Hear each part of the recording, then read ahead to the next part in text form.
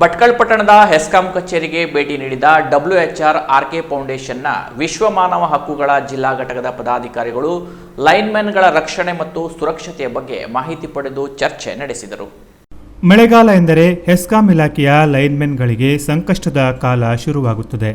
ಗುಡ್ಡ ಬೆಟ್ಟಗಳ ಹಾದು ಹೋದ ಸರ್ವಿಸ್ ಲೈನ್ಗಳ ನಿರ್ವಹಣೆ, ಗ್ರಾಮೀಣ ಭಾಗಗಳಲ್ಲಿ ಮರ ಬಿದ್ದು ಲೈನ್ ಕಟ್ ಆದಾಗ ಅದರ ದುರಸ್ತಿ ಸೇರಿದಂತೆ ಸುರಿಯುತ್ತಿರುವ ಮಳೆಯಲ್ಲೂ ಪ್ರಾಣವನ್ನ ಲೆಕ್ಕಿಸದೆ ದುಡಿಯುವ ಲೈನ್ಮನ್ಗಳಿಗೆ ಇಲಾಖೆಯಿಂದ ಸಮರ್ಪಕವಾದ ರಕ್ಷಣಾ ಸಾಮಗ್ರಿಗಳನ್ನು ಪೂರೈಸದ ಕಾರಣ ಅವರ ಜೀವಕ್ಕೆ ಭದ್ರತೆ ಇಲ್ಲದಂತಾಗಿದೆ. ಜೊತೆಗೆ ಲೈನ್ಮನ್ಗಳ ಕೊರತೆ ಕೂಡ ಅವರ ಕಾರ್ಯ ಒತ್ತಡವನ್ನ ಜಾಸ್ತಿ ಮಾಡಿದೆ.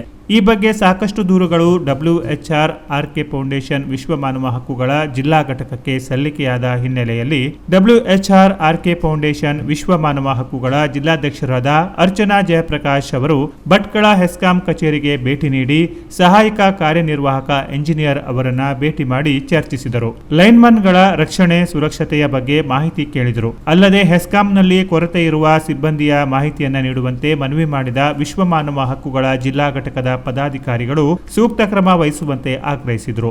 ಅಲ್ಲದೆ ಲೈನ್ಮನ್ಗಳು ಕಾರ್ಯನಿರ್ವಹಿಸುವ ಸ್ಥಳಕ್ಕೂ ಭೇಟಿ ನೀಡಿದ ಪದಾಧಿಕಾರಿಗಳು ಲೈನ್ಮನ್ಗಳ ಜೊತೆಗೆ ಮಾತನಾಡಿ ಅವರ ಕಷ್ಟ ಸಮಸ್ಯೆಗಳ ಬಗ್ಗೆಯೂ ಮಾಹಿತಿ ಪಡೆದರು. ಹೊಸದಾಗಿ ಮತ್ತೆ ಮೇಡಮ್ ನಮಗೆ ರೈನ್ ಕೋಟ್ ಬೇಕು, ಕಟಿಂಗ್ ಪ್ಲೇಯರ್ ಬೇಕು, ಹ್ಯಾಂಡ್ ಗ್ಲೋವ್ಸ್ ಬೇಕು.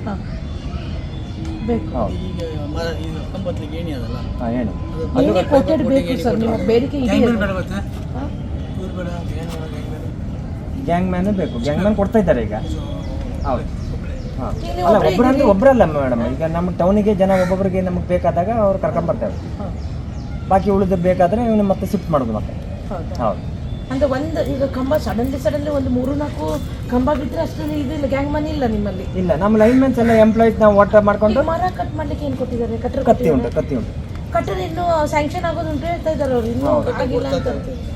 ಕಟ್ಟರ್ ಅಂತ ಹೇಳಿದ್ರೆ ಮೇಡಮ್ ಇದು ಮರ ಎಲ್ಲ ಕಟ್ ಮಾಡ್ಲಿಕ್ಕೆ ಆಗುದಿಲ್ಲ, ನಾವು ಕತ್ತಿಯಿಂದನೇ ಕಟ್ ಮಾಡ್ಬೋದು. ಈ ಸಂದರ್ಭದಲ್ಲಿ ಸಂಘಟನೆಯ ಜಿಲ್ಲಾಧ್ಯಕ್ಷ ಮಂಜುನಾಥ ಡಿ ನಾಯ್ಕ್, ಭಟ್ಕಳ ತಾಲೂಕು ಅಧ್ಯಕ್ಷ ಶ್ರೀಧರ ನಾಯ್ಕ್, ಪ್ರಧಾನ ಕಾರ್ಯದರ್ಶಿ ವಿವೇಕಾನಂದ ನಾಯ್ಕ್ ಸದಸ್ಯರು ಇದ್ದರು.